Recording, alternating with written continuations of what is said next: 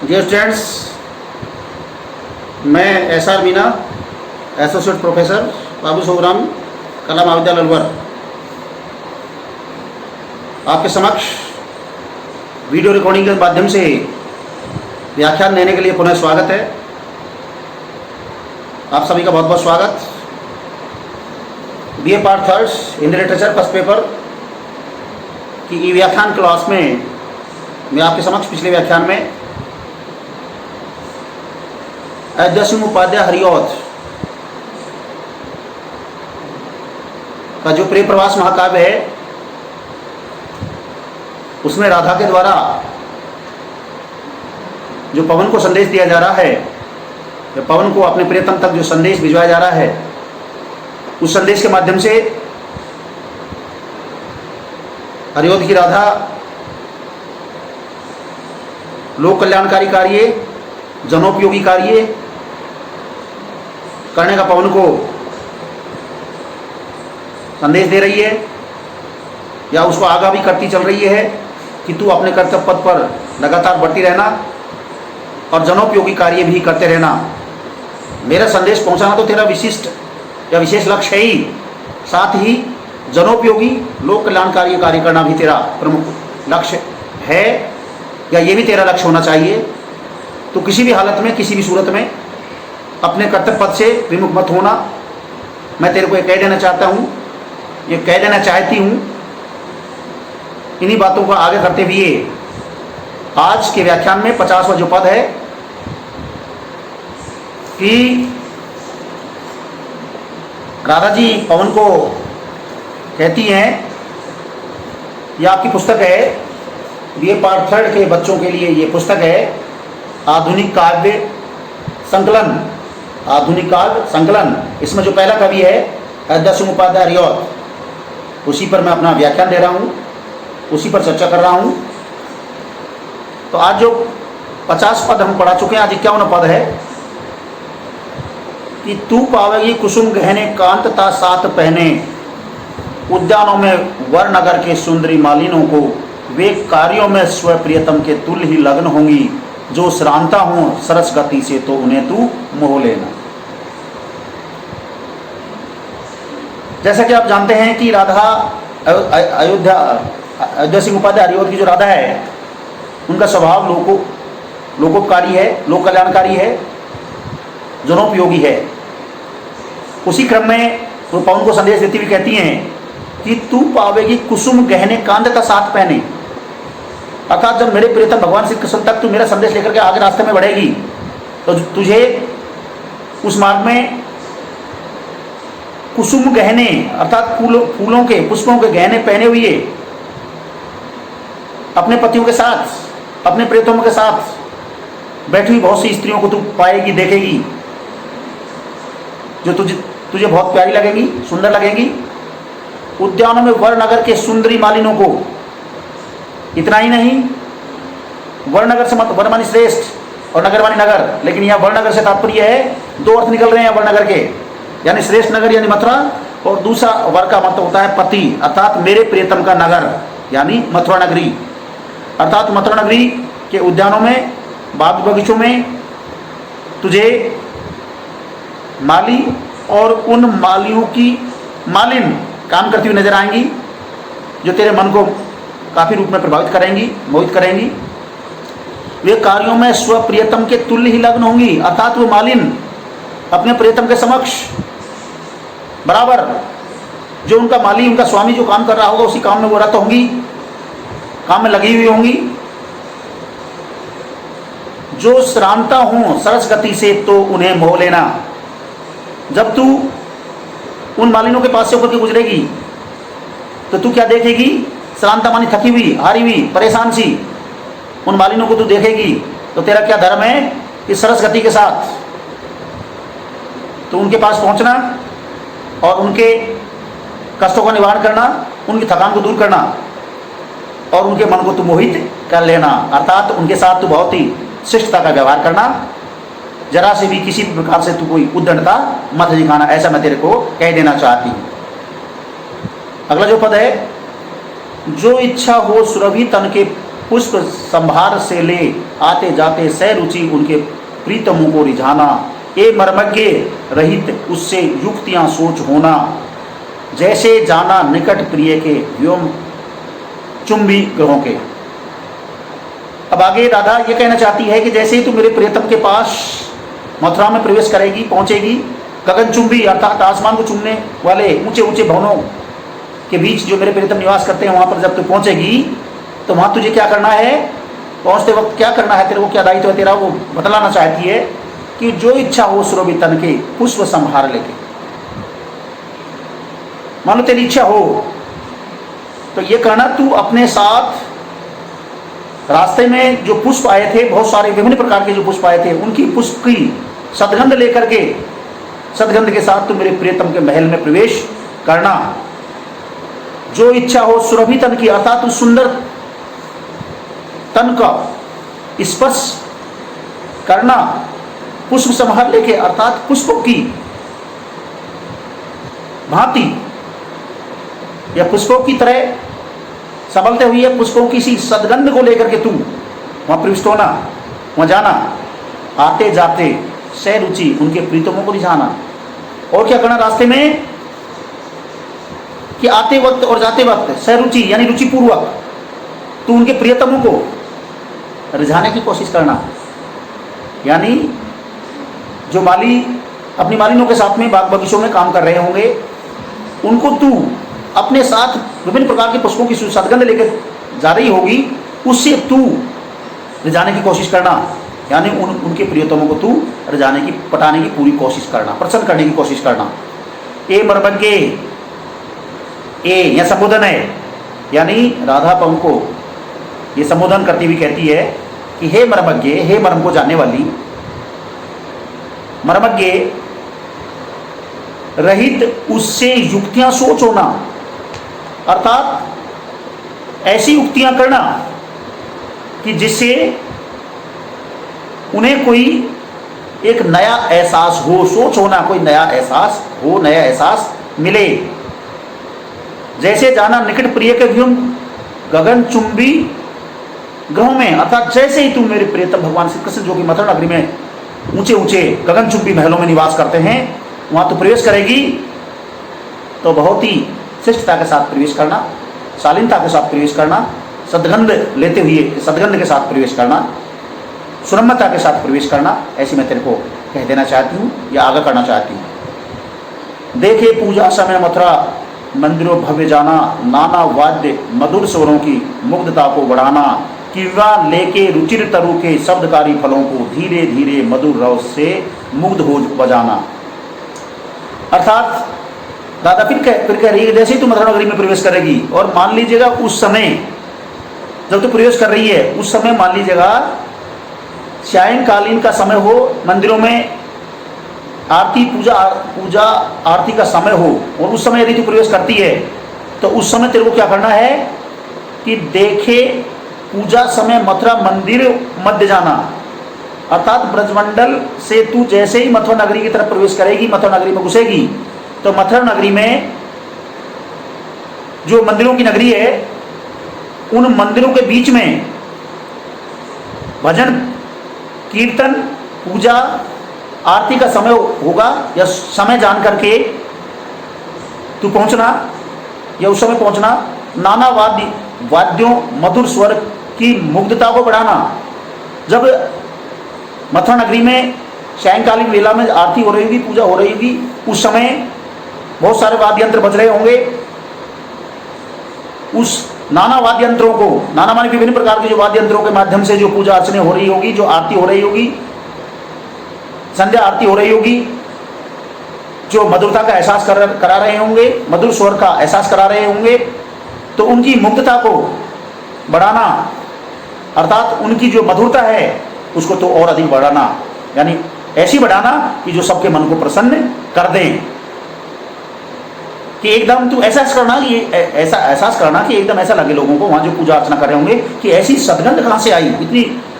बहुत ही शीतल और सुगंधित हवा वाली हवा के रूप में तो प्रवेश करना। किंवा लेके रुचिर तरु के शब्दकारी फलों को, किंवा मानी अथवा, यदि ये नहीं करे तो तू ऐसा करना कि मैं मानी, अथवा तू ऐसा करना कि अपने साथ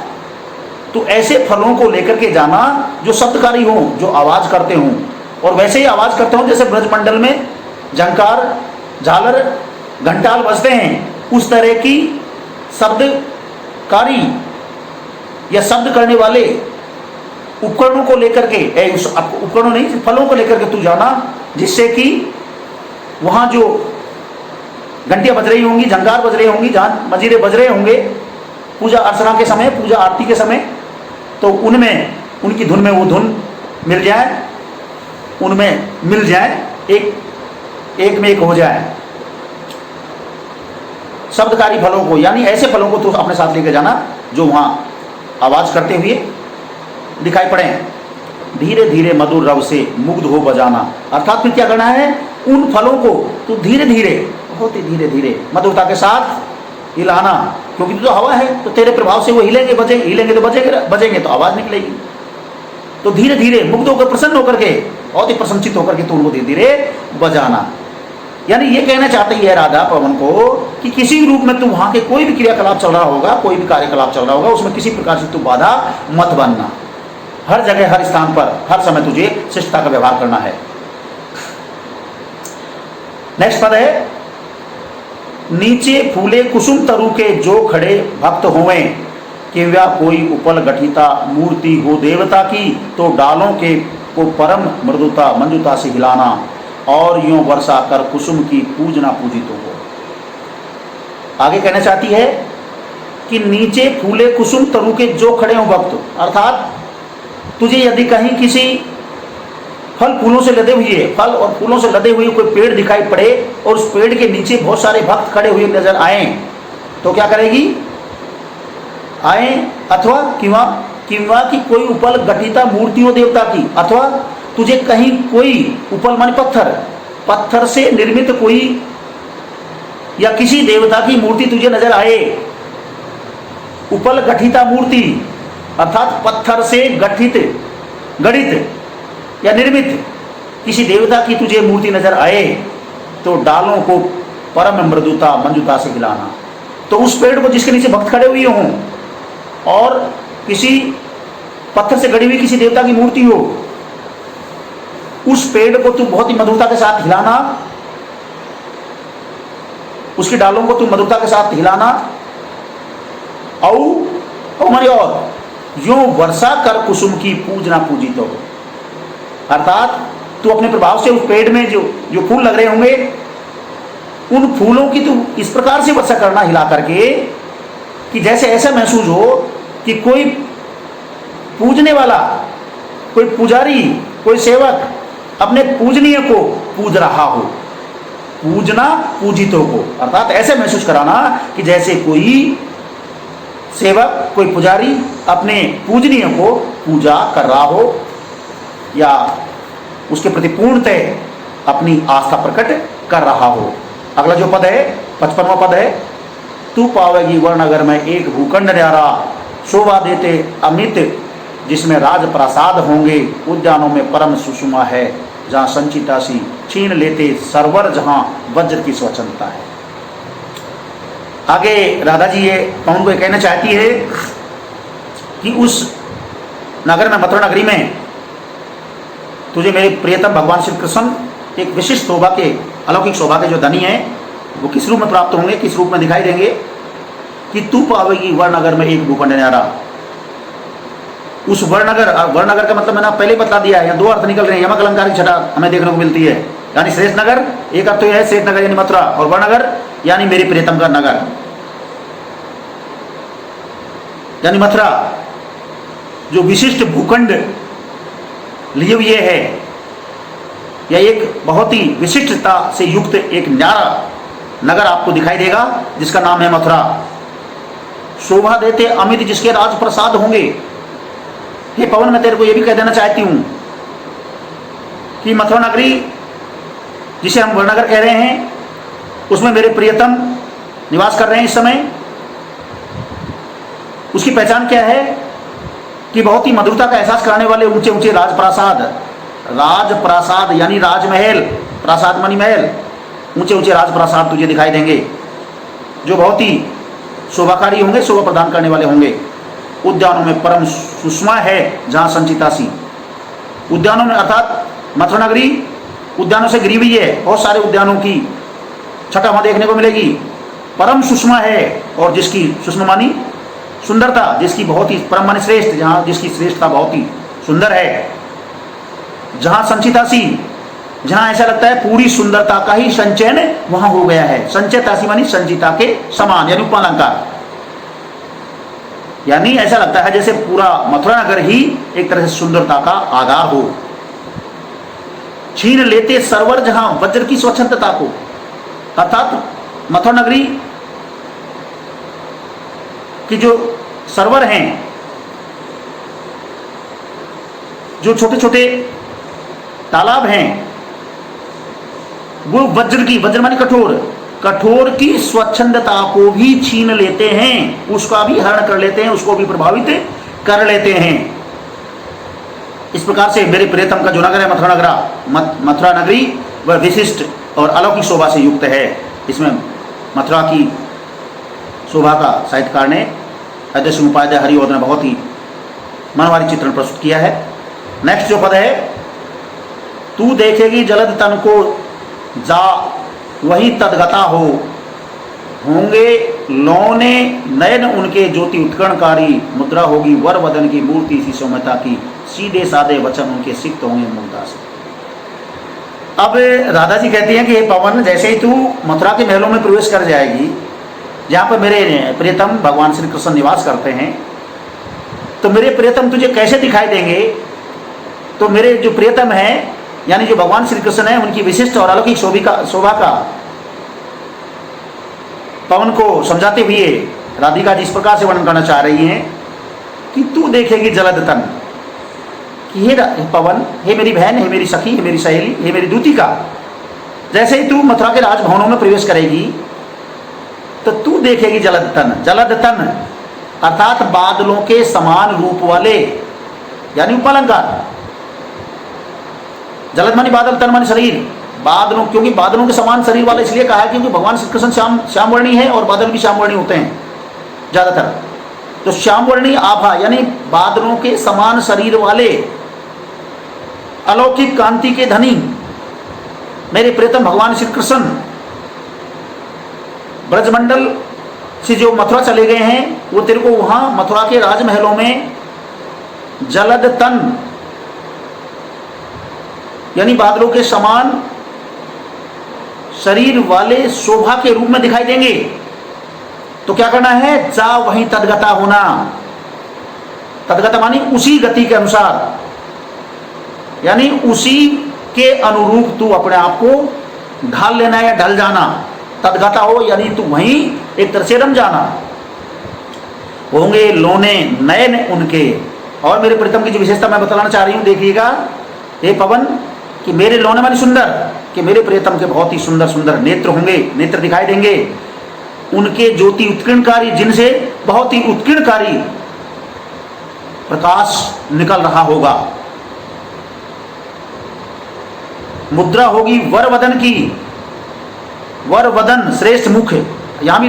दो अर्थ हैं, वर मानी श्रेष्ठ और वर मानी यहां प्रियतम भी है। अर्थात मेरे प्रियतम का जो मुख है, उनकी जो मुद्रा होगी वह बहुत ही श्रेष्ठ रूप में तुझे दिखाई देगी। कैसी? मूर्ति सी सौम्यता की, अर्थात मूर्तिवत सौम्यता लिए हुए, शालीनता लिए हुए तुझे मेरे प्रियतम भगवान श्री कृष्ण की छवि मुद्रा दिखाई देगी। सीधे साधे वचन उनके सिक्त होंगे सुधा से। और मेरे प्रियतम जो भगवान श्री कृष्ण है, वो बहुत ही सीधे साधे तुझे नजर आएंगे, जिनके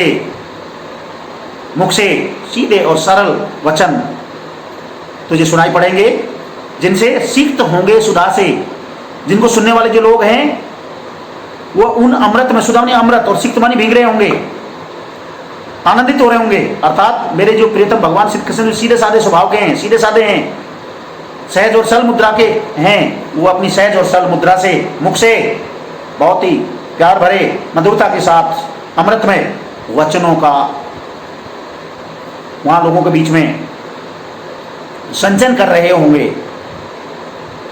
इस प्रकार से मेरे प्रियतम कैसे हैं उसके विषय में मैंने तेरे को बतला देना चाहती हूँ। नीले फूले कमल दल सी गात की श्यामता है, पीला प्यारा वसन कटी में पहने हैं फबीला, छूटी काली अलग मुखी कांति को है बढ़ाती, सद वस्त्रों में नवल तन की फूटती सी आभा है। आगे अपने प्रियतम कैसे महसूस होते हैं या कैसे तुझे दिखाई देंगे उसी के विषय में राधिका जी पवन को कहना चाहती है कि ये पवन नीले फूले कमल दल सी गात की श्यामता है, कि मेरे प्रियतम भगवान श्री कृष्ण हैं, उनके शरीर की सुंदरता कैसी है, नीले फूले कमल अर्थात नीले रंग के और पूर्णतः फूले हुए कमल दल सी, यानी सी से समान जहां आता है वहां उपलंकार है, गात माने शरीर, अर्थात पूर्णतः नीले और फूले हुए या विकसित कमल के समान या कमल की सी आभा के समान शरीर वाले मेरे प्रियतम तुझे श्यामता लिए हुए दिखाई देंगे, यानी श्याम वर्णी मेरे प्रियतम भगवान श्री कृष्ण तुझे दिखाई देंगे। पीला प्यारा वसन कटी में है पहने फबीला, और मेरे प्रियतम भगवान श्री कृष्ण है वो अपने शरीर के ऊपर पीतांबर धारण किए हुए होंगे, यानी कटी में यानी कमर में उन्होंने फबीला, फबीला मानी फबरा होगा या जबला भी होता है, कि मेरे प्रियतम भगवान श्री कृष्ण ने अपने कटी और पूरे शरीर के ऊपर पीतांबर धारण किया हुआ है या पीतांबर धारण किए हुए रूप में तुझे दिखाई पड़ेंगे। छूटी काली अलग मुख की कांति को बढ़ाती हैं, और उनके उस मुख के ऊपर काली काली लटें यानी बालों की लटाएं बिखरी हुई तुझे नजर आएंगी, जो उनके मुख की कांति को बढ़ा रही होंगी, उनकी मुखी सुंदरता को बढ़ा रही होंगी। सद वस्त्रों में नवल तन की पूर्ति सी प्रभा है। इस प्रकार से उन सदवस्त्रों, उन अच्छे वस्त्रों, उन श्रेष्ठ वस्त्रों के बीच नवल तन, नए शरीर वाले, नव यौवन से युक्त शरीर वाले मेरे प्रियतम भगवान श्री कृष्ण के शरीर से बहुत ही श्रेष्ठ, ताकि प्रकाश की एक किरण फूट रही होगी, निकल रही होगी, यानी प्रकाश पुंज की एक किरण उनके वहां से निकलती हुई तुझे नजर आएगी। आगे अगला जो पद है 58वां पद है, सांचे डाला सकल वपू है दिव्य सौंदर्यशाली, सद पुष्पों सी सुरभि उसकी प्राण संपोषी का है, दोनों कंधे वरसव वर्षे हैं, बड़े ही सजीले लंबी बाहें कलव करसी शक्ति की पेटी का है। इसी क्रम में राधिका जी पुनः पवन को कहना चाहती है कि ये पवन मेरे प्रीतम को तू कैसे रूप में देखेगी, किस रूप में देखेगी, कैसे पहचानेगी। मैं उसकी तेरे को और सारी पहचान बतला देना चाहती हूँ कि सांचे डाला सकल वपू है, मेरे प्रीतम का शरीर इतना सुंदर है। वपू माने शरीर, सकल माने संपूर्ण, और सांचे माने सांचे में, अर्थात मेरे प्रीतम का शरीर इस प्रकार से सांचे में डाला हुआ सुंदर शरीर है कि दिव्य सौंदर्यशाली, जिसकी जो छटा है वो बहुत ही दिव्य और अलौकिक सौंदर्य से युक्त है। सतपुष्पों सी सुरभि उसकी प्राण संपोषी का है। सतपुष्पों, सतमानी सात भी होता है, अर्थात सातों पुष्पों की, यानी सभी पुष्पों की, सी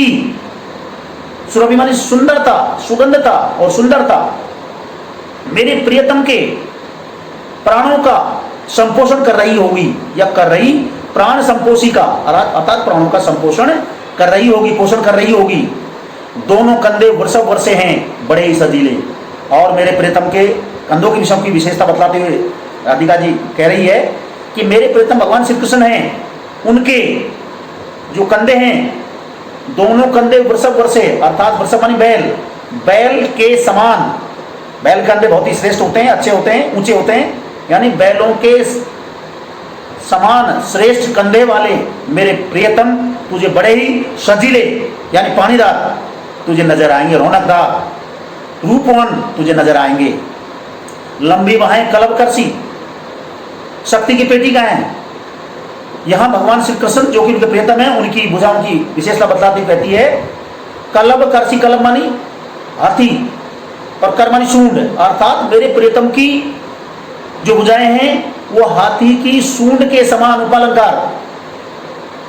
लंबी हैं और शक्ति की पेटिका हैं। एक तरह से अद्भुत बल की पेटिका के रूप में वो नजर आती हैं। इस प्रकार से मेरे प्रियतम के शरीर उनके कंधे, उनका रूप, उनकी भुजाएं बहुत ही श्रेष्ठ हैं और बहुत ही अद्भुत अलौकिक सौंदर्य से युक्त हैं। आगे राधा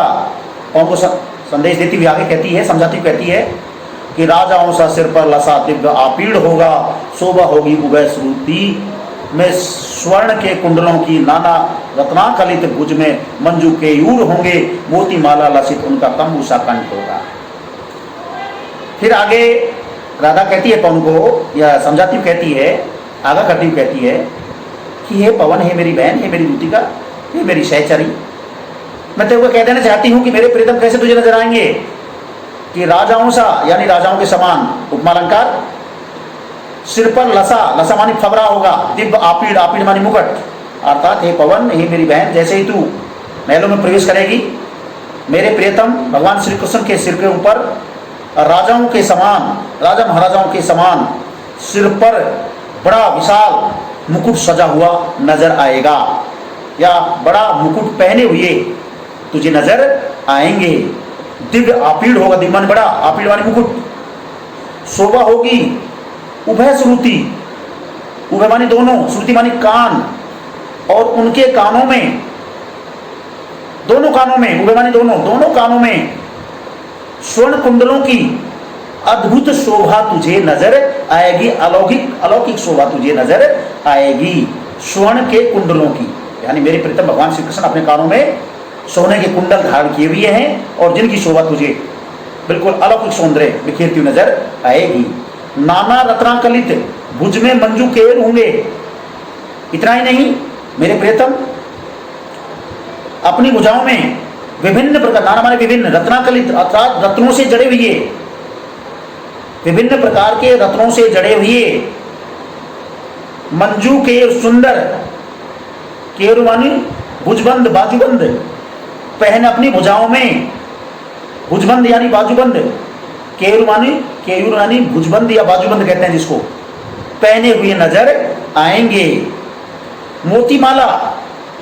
लसित, अर्थात उनके कंठ में सुंदर और श्रेष्ठ मोतियों की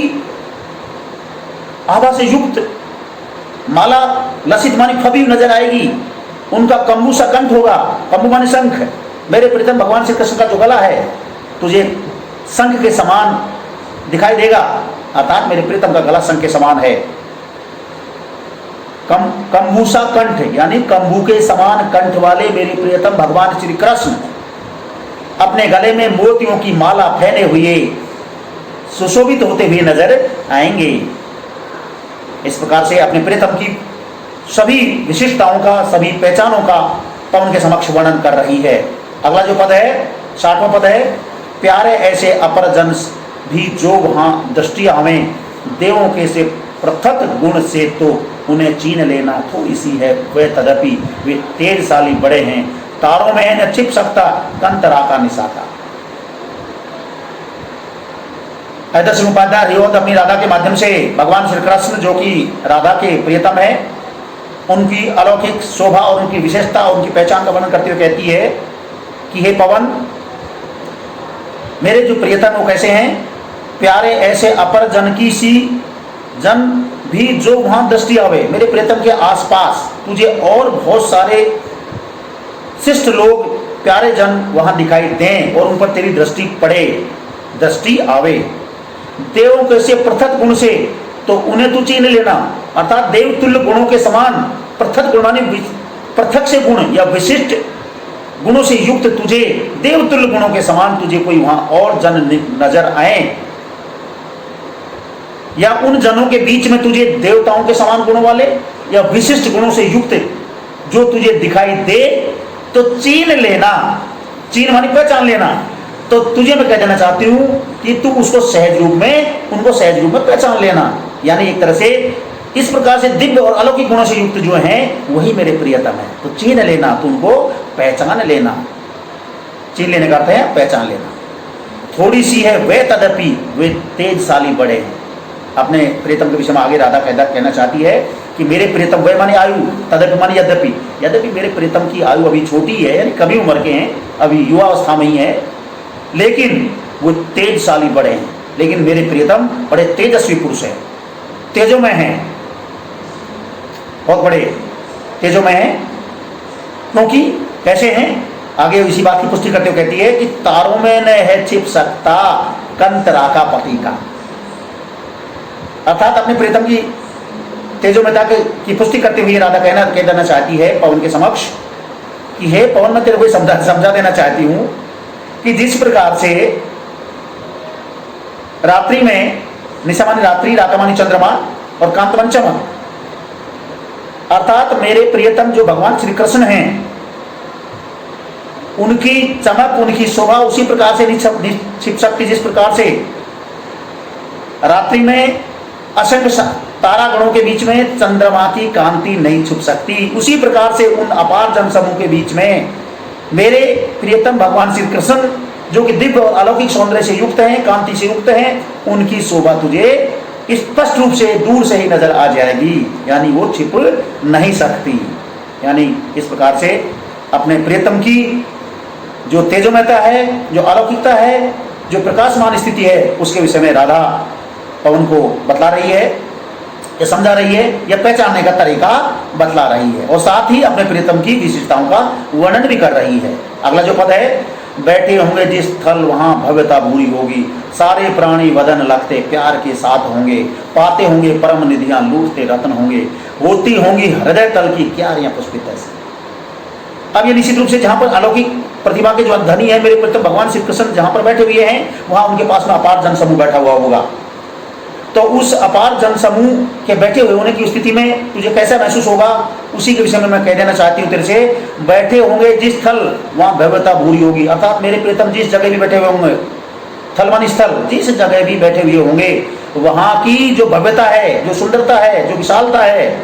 जो महिमा है, वह बहुत ही सुंदर होगी। भूरी मानी सुंदर है, बहुत ही सुंदरता ली हुई होगी।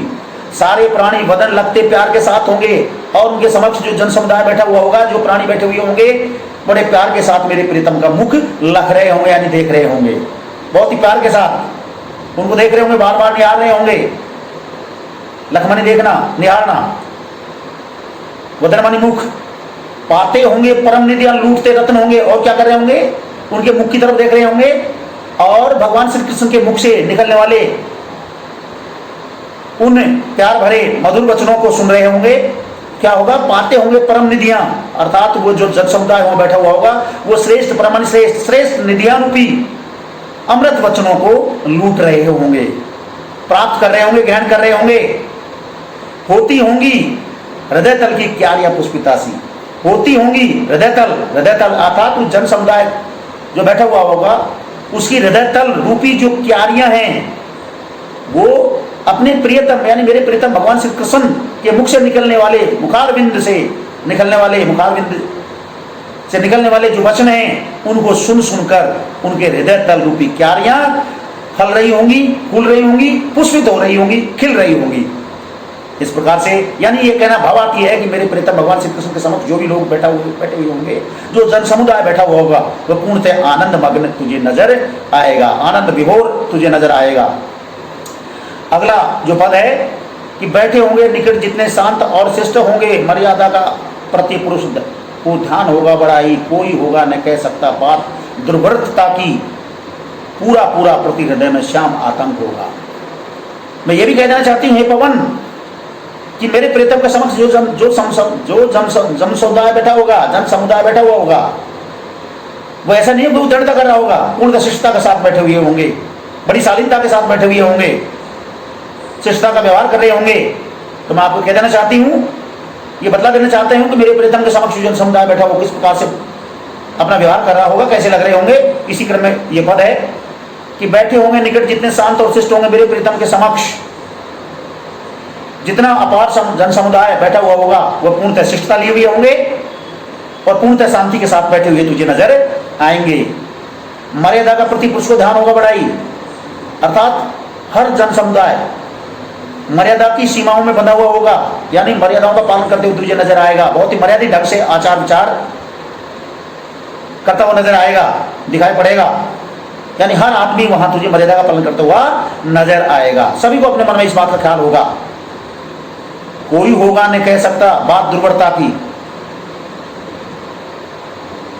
और उनमें से कोई भी ऐसा व्यक्ति तुझे दुर्वर्तमान अशिष्टता की, अमर्यादित अशिष्टता की कोई भी बात तुझे करता हुआ वहां नजर नहीं आएगा। पूरा पूरा प्रति हृदय में श्याम आतंक होगा। और आगे में कह देना, यहाँ आतंक का मतलब है प्रभाव, अर्थात जो अपार जनसमूह बैठा हुआ होगा, जो मेरे प्रियतम को निहार रहे होंगे, उन सभी लोगों के बीच में मेरे प्रियतम अलौकिक प्रतिभा के धनी हैं और अलौकिक सौंदर्य से युक्त हैं, वो नजर आएंगे और उनकी तरफ सारे लोग निहार रहे होंगे। तो क्या होगा, पूरा पूरा प्रति हृदय, यानी सभी लोगों के हृदयों में भगवान श्री कृष्ण जो मेरे प्रियतम हैं, उनका जो प्रभाव है, उनकी जो छटा है, उनके मुखारविंद से जो निकलने वाले जो शब्द हैं, उनका प्रत्येक व्यक्ति के हृदय में पूरा पूरा प्रभाव पड़ता हुआ नजर आ रहा होगा। यहाँ आतंक से मतलब आतंक मचाने से नहीं है, यहाँ प्रभाव से है, अर्थात बहुत ही श्रेष्ठ प्रभाव उस जन समुदाय के हृदय में पड़ रहा होगा। इस प्रकार से आज के व्याख्यान में भगवान श्री कृष्ण की प्रेयसी राधा ने पवन को अपना संदेश भेजने के साथ जो उपदेश दिया और जो सावचेत रहने और अपने प्रियतम को पहचानने, मथुरा नगर की अलौकिकता का वर्णन, कृष्ण की विशिष्ट सुंदरता का वर्णन इत्यादि इत्यादि के संदर्भ में बहुत सारी बातों को समझाया, बतलाया। शालीनता का ध्यान रखने की बात कही, शिष्टता का ध्यान रखने की बात कही, कर्तव्य पथ पर सचेत होकर चलते रहने की बात कही। इन सभी से संबंधित आज के व्याख्यान में मैंने आपके समक्ष वर्णन किया। आप सभी को बहुत बहुत धन्यवाद।